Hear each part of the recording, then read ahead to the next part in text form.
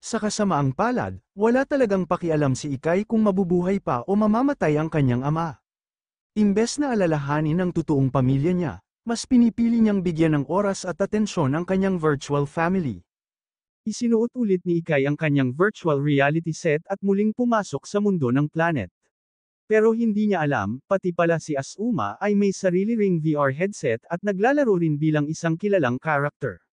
Ang kapatid ni Ikay na si Miyabi Arama ay naglalaro rin ng planet at kilala siya roon bilang si Mai. Samantala, ang ama ni Ikay na labis niyang kinamumuhian, gumagamit din pala ng VR set habang nasa ospital at kilala siya sa game bilang si Shiro. Si Ikay at Shiro ay nagkakasalubong sa mundo ng planet pero pareho silang walang kaalam-alam na ang virtual family nila ay mismong totoong pamilya nila sa real world. Ngayon na bumalik na si Shiro sa laro, pwede nang magdesisyon ng Akabane family kung paano nila haharapin ang mga pirata. Napansin ni Shiro ang war declaration na pinadala ng mga pirata pero ayaw niyang mauwi ito sa isang walang katapusang gyera, kaya sinabi niya sa pamilya nila na pupunta sila mismo sa teritoryo ng mga pirata para makipag-usap sa kanilang kapitan. Hindi gusto ni Ikay ang desisyong to pero wala siyang magagawa dahil kailangan niyang sumunod sa ulo ng pamilya. Pagdating nila sa teritoryo ng mga pirata, sinalubong sila ni Shigeru at dinala sa opisina ni Pico. Diretso agad si Shiro sa usapan at hiniling kay Pico na bawiin ang war declaration. Kapalit nito, handa siyang ibigay ang ilang resource-rich areas na pagmamay-ari ng Akabane family, pero hindi pumayag si Pico sa alok na yun. Sa halip, sinabi niya na ang gusto niya ay ang Twilight Hill at lahat ng dungeon na hawak ng Akabane family. Sobrang taas ng hinihingi ni Pico, at syempre, hindi basta-basta sesuko ang pamilya Akabane. Ipinaliwanag ni Pico na sa Twilight Hill madalas makita ang legendary creature na tinatawag na Blackbird of Happiness. Matagal nang pinagdedebatehan ng mga players kung totoo ba talaga ang halimaw na to o kathang-isip lang. Pero napatunayan itong totoo nang mag-announce ang game ng bounty na 300 million yen para sa sinumang makakahuli o makakatalo sa Blackbird. Gulat na gulat si Ikay sa confidence ni Pico sa mga hinihingi nito. Walang paraan para basta-basta nilang ibigay ang Twilight Hill lalo na't nandoon ang mahalagang tahanan ng Akabane family. Napagtanto ni Pico na baka iniisip ni Shiro na masyado siyang demanding kaya bigla niyang binago ang kondisyon, imbes na teritoryo. Ang gusto na lang daw niya ay si Ikay. Kapag isinuko nila si Ikay sa kanya, babawiin niya ang war declaration. Mas lalo pang nag-init si Ikay sa narinig niya. Hindi siya papayag na ibigay siya ng parang isang bagay lang, bigla siyang pumasok sa silid para ipagtanggol ang sarili dahil galit siya kay Pico at mas gugustuhin pa niyang mamatay kaysa sumunod sa kanya. Pero pagkapasok pa lang ni Ikay, bigla na mula si Pico at doon naging malinaw ang lahat, may gusto pala si Pico kay Ikay. Parehong nagpanik si Ikay at ang pamilya niya kasi hindi pa nagsasalita si Shiro. Baka pumayag ito sa hinihingi ni Pico, pero hindi ganoon kadali si Shiro, isang tunay na badass. Ginamit niya agad ang kanyang kapangyarihan para sirain ang buong barko at headquarters ni Pico sa isang iglap. Sa lakas ng pagsabog, nalipad ang lahat sa ere at kailangan pang iligtas ni Shigeru si Pico bago ito bumagsak. Hindi kailanman isusuko ni Shiro ang kahit sinong miyembro ng Akabane family kaya tinanggap niya ang gyera laban sa mga pirata. May ilang tauhan ni Pico na sumugod kay Shiro pero agad silang pinulbos ng kanyang kapangyarihan, kayang magpalabas ni Shiro ng explosive energy mula sa kanyang mga kamao kaya kahit malayo, kaya niyang umatake. Alam na ni Pico na talo na siya sa laban na to kaya sinubukan na lang niyang kausapin si Ikay ng personal. Ibinunyag ni Pico na dati palang pirata si Ikay at nagkaroon sila ng matinding relasyon noon. Nagpanik si Ikay at pinigilan si Pico sa paglalabas ng mas marami pang sikreto pero huli na. Noon pala, sobrang cringy ni Ikay. Akala niya dati siya ang pinakamakapangyarihan sa mundo at panangakong nanakawan niya ang buong mundo kahit ano pa ang mangyari. Pero dahil sa kartihan niyang yun, nahulog ang loob ni Pico sa kanya at mula noon, na-obsess na siya kay Ikay. Hindi na matiis ni Ikay ang kahihiyan kaya pinagtawanan pa niya ang sarili niya noon. Pero ang totoo, kaya lang binuo ni Pico ang pirate group ay para suportahan ang pangarap noon ni Ikay na baligtarin ang mundo. Gusto pa rin ni Pico na sumama si Ikay sa kanya pero ang gusto lang ni Ikay ay tumigil na si Pico sa pagkakalat ng nakakahiya niyang nakaraan. Pinutol ni Shiro ang walang kwentang argumento nila dahil alam niyang naiirita na si Ikay. Dagdag pa dito, hindi tinantana ni Shiro si Pico sa pang-aasar, sinabi pa niya na kahit kailan, hindi naging masaya si Ikay sa piling ni Pico, tanging ang Akabane family lang ang nakakita ng tunay ng ngiti ni Ikay. Sobrang tinamaan si Pico sa sinabi ni Shiro at wala na siyang nagawa kundi humingi ng tawad kay Shigeru dahil natalo siya. Pero halatang sobrang lungkot pa rin siya na nawala ulit si Ikai. Balik sa totoong buhay, tuloy pa rin ang araw-araw ng mga players na ginagamit lang ang planet bilang takasan sa walang kwenta nilang buhay, pero habang patuloy silang naglalaro, mas umiinit na rin ang mundo ng planet dahil halos lahat ng players gusto na ring makipagyera sa Akabane family. Tinitingnan ni Shiro at ng iba pa ang lahat ng mga banta na natatanggap ng kanilang pamilya, at kailangan nilang palakasin ang depensa ng Twilight Hill. Nag-suggest si A na dapat nilang gamitin ng mga special amplifiers para mas mapalakas pa ang barrier na nakapalibot sa kanilang teritoryo. Sina A at Ikai ang naglagay ng mga magic amplifiers sa mga strategic na lokasyon, pero habang nag-uusap sila, biglang naging weird ang usapan nila. Hindi kasi seryoso si A pagdating sa laro, kabaliktaran ni Ikai na parang totoong buhay ang turing sa game. Malinaw kay A na ayaw niyang matawag na game addict at inis siya sa mga taong inuubos ang buong buhay nila sa loob ng kwarto. Ayaw ni A na pabayaan ang totoong buhay niya. At medyo tinamaan si Ikai sa sinabi nito dahil ramdam niyang siya mismo ang pinatatamaan ni A. Nagpanik si Ikai at sinabing hindi siya yung tipong nagkukulong lang sa bahay maghapon. Halatang nagsisinungaling si Ikai para lang hindi siya mababa ang tingin ni A, pero hindi naman talaga interesado si A sa personal life ni Ikai. Naging super awkward ang usapan kaya nagpaalam si Ikai at nag-log out muna ng ilang minuto. Sa totoong buhay, tinanggal ni Tiro ang kanyang virtual reality headset at napaisip kung gaano kababoy ang buhay niya. 3 araw na siyang hindi kumakain at sobrang sakit na ng tiyan niya. Binuksan niya ang fridge, pero lalo lang siyang nainis kasi wala talagang pagkain sa bahay nila. Habang parang gremlin na gumagala si Tiro sa bahay, biglang dumating si Asuma sa likod niya. Nang makita niya ang kapatid niya, bigla siyang nanginig sa takot at inis.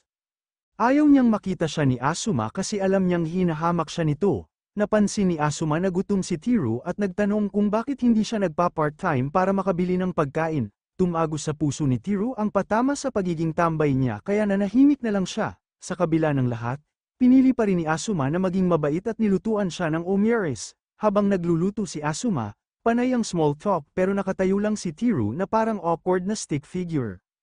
Pagkatapos magluto ni Asuma, sabay silang kumain sa sobrang tahimik na parang torture para kay Tiro.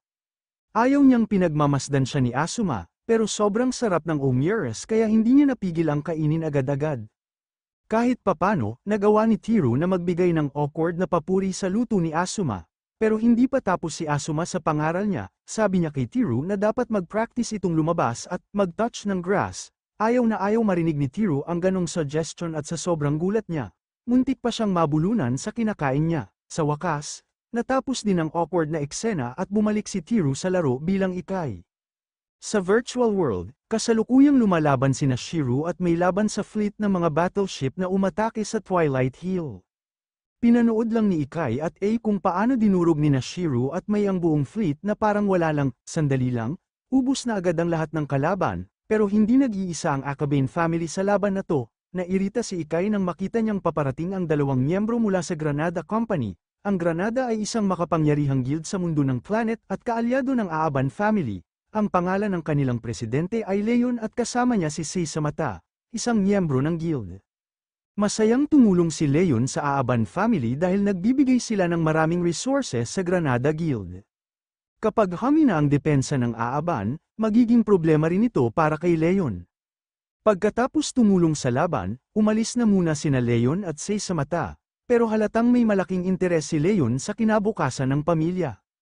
Matapos humupa ang gulo, na-activate na ang magic amplifier sa buong teritoryo ng Aaban family. Sinabi ni Shiro na tatagal lang ng 2 buwan ang barrier na ito kaya kailangan nilang mahanap agad ang Blackbird. Kahit sila, hindi rin immune sa temptation ng 300 million yen reward. Kapag nakuha ni Ikai ang gantimpalang ito, pwede na siyang manatiling shot-in habang buhay. Pati si Shiro ay hindi nagtatago ng interes sa pera. Si Mei lang ang gustong mag-enjoy sa laro at mabuhay kasama ang pamilya nila sa virtual world. Nagpahayag din si Ikai ng pagdududa niya kay Leon at tinawag niya itong isang nakakainis na tao, pero pinakalma siya ni Shiro at sinabihan siyang mag-enjoy na lang sa laro. At medyo natuwa si Ikai sa narinig niya. Umuwi na sila para magpahinga pero pagdating nila, laking gulat nila, wasak na wasak ang buong bahay nila. Devastated silang lahat pero may kakaibang nadiskubre sila sa pinangyarihan ng krimen. Samantala, sina Leon at Sei sa mata ay sumalakay sa airship ni Pico para subukang kausapin si Pico at pigilan ang gulo. Naiinis na si Pico sa bagong barrier na nakapalibot sa hill. Lalo pang gamulo ang lahat nang pinakiusapan siya ni Leon na tigilan na ang panggugulo sa Aaban family. Kinamumuhian ni Leon ang mga pirata dahil nananakaw, naninira, at winawasak ang laro para sa ibang players. Sobrang seryoso ni Leon sa game at naniniwala siyang may tunay na epekto sa real life ang ginagawa ni Pico, pero hindi na siya matiis ni Pico at pinatay siya on the spot. Siyempre, hindi naman totoong namatay si Leon, pero malinaw na hanggang dito na lang ang pasensya ni Pico. Balik naman sa Twilight Hill, nadiskubre ni Ikay at ng iba pa ang isang itim na balahibo sa ibabaw ng nawasak nilang bahay. Biglang napuno ng itim na balahibo ang buong kalangitan at lumitaw ang isang madilim na buhawi sa lupa na nagbabanta ng wasakin ang lahat sa paligid. Posibleng ito na nga ang legendary Blackbird na nagpawala ng katinoan sa napakaraming players. Nahulog ang Aaban family sa gitna ng buhawi ng Blackbird at napanood nila sa takot kung paano ito unti-unting nag-anyo bilang isang dragon. Nakilala agad ni Shiro ang halimaw, ang Red Dragon na tinalo noon ni Ikay, pero ngayon, ito'y mas madilim, mas corrupt, at mas nakakatakot. Agad na kumilos sina Shiro at ang iba pa para labanan ang bagong halimaw na ito. Akala ni Ikay, tulad ng dati, kaya niya itong patayin gamit ang isang atake lang, pero hindi na ganoon ka-simple ngayon. Habang sumasalpok ang mga lumilipad na espada ni Ikay sa dragon, halos wala itong nagagawang pinsala sa halimaw. Nagwala ang itim na dragon at tinapon palayo ang buong Aaban family. Mabilis na sumaklolo si Shiro at hinarang ang atake ng dragon. Tumalon siya sa ere at ginamit ang kanyang explosive fist para suntukin ang itim na dragon, pero hindi ito nagkaroon ng epekto. Laking gulat ni Ikay at ng iba pa, ito ang unang beses na may kalabang immune sa lahat ng kanilang mga atake. Lalong lumala ang sitwasyon nang dumating si Pico kasama ang kanyang fleet ng airships. Desidido siyang mapasama si Ikay sa kanyang panig anuman ang mangyari.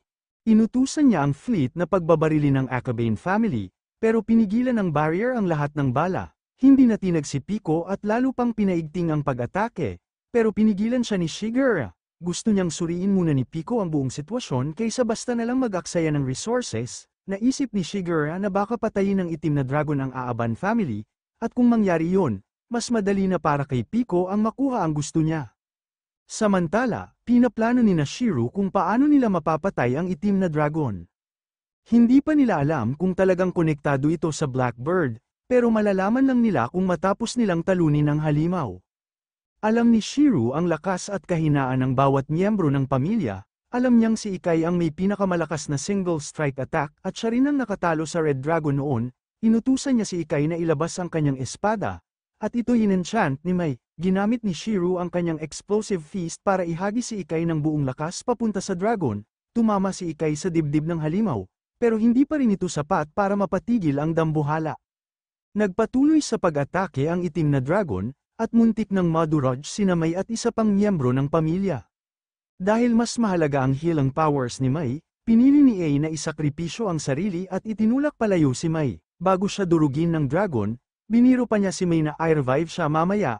Nang durugin siya ng dragon, sa totoong mundo, biglang nag-disconnect ang VR set ni Asuma at bumagsak siya ng malakas sa sahig. Narinig ni Tiro ang pagbagsak ng kanyang kapatid. Pero hindi siya gumalaw, kailangan niyang manatiling nakatutok bilang Ikay sa virtual world.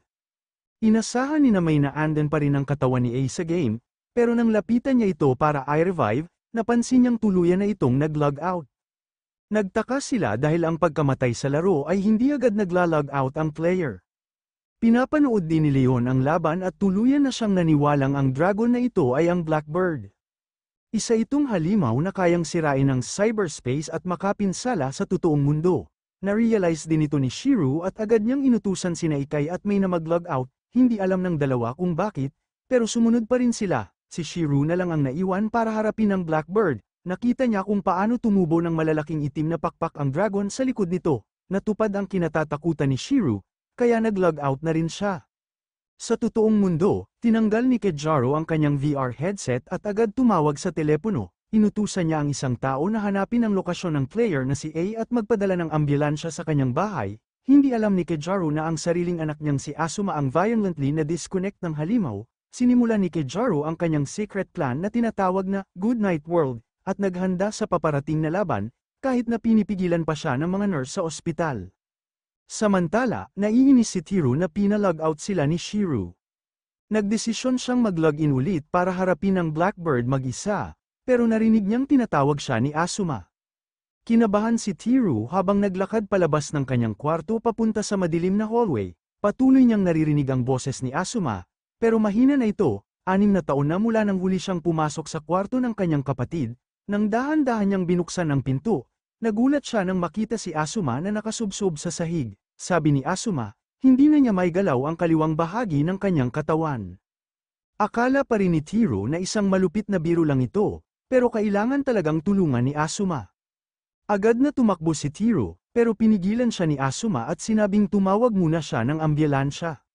Bago pa makalabas si Teru, napatingin siya sa computer screen ng kapatid niya at nanlaki ang kanyang mga mata nang makita niyang nakadisplay doon ang character profile ni A. Dumating ang ambulansya at dinala si Asuma sa ospital. Habang nasa biyahe, tuluyan ang nalito at nag-spiral ang isipan ni Teru sa dami ng tanong. Pagdating sa ospital, sinabi ng mga doktor kay Teru na may problema sa motor function si Asuma.